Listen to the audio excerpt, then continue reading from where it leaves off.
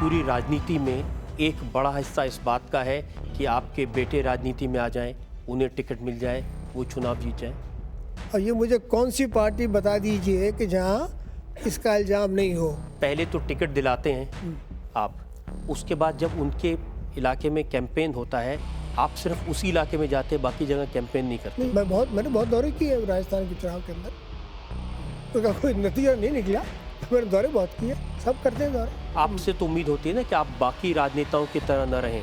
आपका जो करियर है वो कोई पॉलिटिकल लीडर वाला करियर नहीं रहा है। आपसे उम्मीद होती है कि कम से कम आप परिवारवाद को, वंशवाद को बढ़ावा नहीं, परिवारवाद नहीं, अगर वो मेरे घर में पैदा हुआ है, he should not be punished for being my son. तो सिर्फ बेटे का नहीं है, पंजाब के मुख्यमंत्री अमरिंदर सिंह आपके रिश्तेदार हैं, करीबी रिश्तेदार हैं, और राजनीतिक सर्कल में चर्चा ये है कि अगर वो अपनी कुर्सी पर बने हुए हैं तो आपके इन्फ्लुएंस की वजह से। इसमें कोई सत्य नहीं है, तो मैं किसी भी तरह से उसमें दखल देता हूँ। ये आपका असर तो है नहीं, इसमें कोई दखल नहीं देता मैं, और अगर मैं दखल देता तो मैं गलत काम करता। लेकिन आज के लिए कोशिश बहुत हो रही है बताने की मीडिया में कि 2 पावर सेंटर हैं।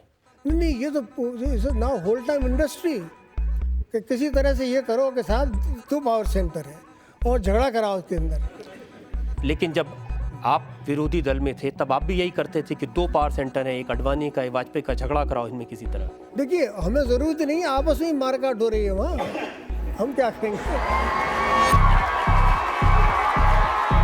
जब आप मुख्यमंत्री थी तो 25 करोड़ की लागत से एक फिल्म बनाने का प्रॉमिस किया गया था आपकी लाइफ के ऊपर। आपको किसने बता दिया? ये तो अखबार में छपी हुई खबर है। ओहो, आप किस घटिया अखबार की बात कर रहे हैं? सवाल तो सुन लीजिए वैसे, बगैर क्या सवाल सुनो, जब उस सवाल में कुछ जान ही नहीं है सवाल में तो ये आपसे मैं सुनूं नहीं, लेकिन सवाल सुन तो ले। सवाल में कहा है कि 25 करोड़ की फिल्म जिसका नाम था माया मैडम। आपके मुंह से आज पहली बार ये नाम सुन रही हूँ। मुझे लगता है ये कहीं आपने किसी अखबार में खबर छपवा दी होगी। आज ये अदालत के बीच में सवाल पूछने के लिए। मैं कैसे मायावती को जनता की अदालत में बुलाएंगे, कुछ सवाल तो होने चाहिए पूछने के लिए। अरे 1 साल पहले छपा लेंगे क्या एडवांस में? उसमें लिखा है कि आपको मालूम है कि मायावती के जल्दी से समय देती नहीं है, 1 साल तो लगेगा उसको अदालत के बीच में लाने के लिए। आपने किसी को नहीं छोड़ा। आपने मनमोहन सिंह जैसे सज्जन व्यक्ति को आपने कहा वो दिशाहीन है, वो ढुलमुल राजनीति करते हैं, उनमें नैतिक साहस की कमी है, हर तरह के आरोप उन पर लगा दिए। मैंने ये ज़रूर कहा है कि वो खुद ईमानदार हैं लेकिन चोरों की मंडली में बैठे हुए हैं, तो इसलिए ईमानदारी में शक्ति होनी चाहिए जो कि उनमें नहीं है। अर्जुन सिंह के बारे में आपने ये कहा कि वो वामपंथियों के प्रभाव में आकर के काम कर रहे हैं। ये तो बहुत छोटी बात कही है मैंने अर्जुन सिंह के बारे में। अर्जुन सिंह तो एक ऐसे आदमी हैं जिनने मतलब केसरिया रंग को ही सांप्रदायिक कह दिया, इसलिए मैंने तो अर्जुन सिंह के लिए जितना कहा वो बहुत कम कहा, मैं बहुत कुछ कहूँ। राहुल गांधी के बारे में आपने कहा कि वो अपनी कोलंबियन गर्लफ्रेंड को प्राइम मिनिस्टर बना देंगे। मैंने ये कहा कि भैया ये देश को तुम लोग कोई धर्मशाला बनाए हुए हो क्या, कि हमारे देश का कोई भी आदमी किसी भी विदेशी लड़की से शादी कर लेगा और फिर वो बाद में उसको वहाँ प्रधानमंत्री बना देगा। मैंने कहा भाई इस देश को ऐसा मत बनाओ, ये कोई धर्मशाला या रेलवे स्टेशन, प्लेटफार्म या बस स्टैंड नहीं है, ये देश है, इसका अपना इतिहास है, अपना अतीत है। और सोनिया गांधी को इटालियन माफिया। देखिए, आपको इटालियन माफिया के बारे में पढ़ना पड़ेगा।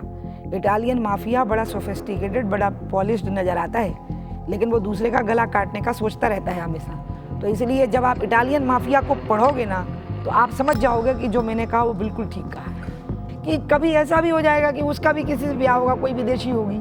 अरे आपने नाम लेकर कहा कोलंबियन गर्लफ्रेंड, नहीं मैंने तो सब उसके बारे में जानकारी इकट्ठी की हुई। अरे आप लोग छोड़ते हो क्या, सब जगह तो छपता है। मैंने ये कहा कि मैंने ऐसा सुना है, ये कहा था। साथ में मैंने ध्यान रखा। देखिए, मैं आपको एक बात बताऊं, जितने मीडिया वाले आप चतुर हो ना, उस चतुराई को मैं अच्छी तरह से समझती हूँ, इसलिए मैं भी अपने पूरे प्रूफ रखती हूँ। और लालू यादव के बारे में आप बताएं ना मैंने क्या कहा, फिर मैं बताती हूँ मैंने कहा कि नहीं कहा। बताइए। लालू यादव के बारे में आपने कहा कि वो जोकर है।